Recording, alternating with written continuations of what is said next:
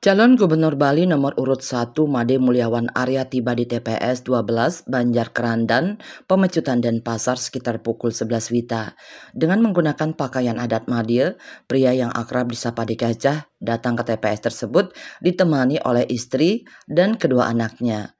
Sebelum melakukan pencoblosan, Dekajah melakukan persembahyangan.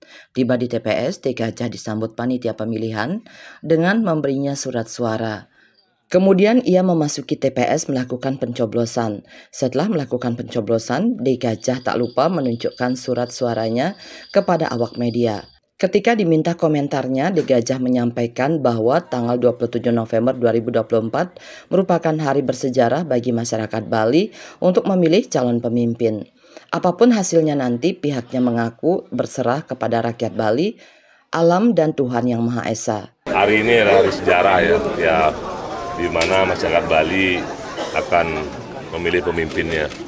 Entah masyarakat Bali ingin pemimpin yang ingin perubahan yang lebih baik atau ingin tetap yang seperti ini, ya silakan. Nanti kami sudah melakukan semuanya, kami sudah maksimal melakukan semuanya, dan kami berserah kepada rakyat Bali dan alam dan tentunya Indonesia dewasa.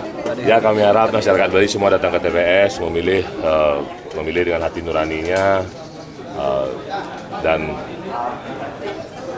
satu suara adalah menentukan nasib Bali. Apa? Target kemenangan mungkin? Target kita serahkan pada masyarakat. Kabupaten mana mungkin Pak di Bali? Ya, kita serahkan pada masyarakat semua.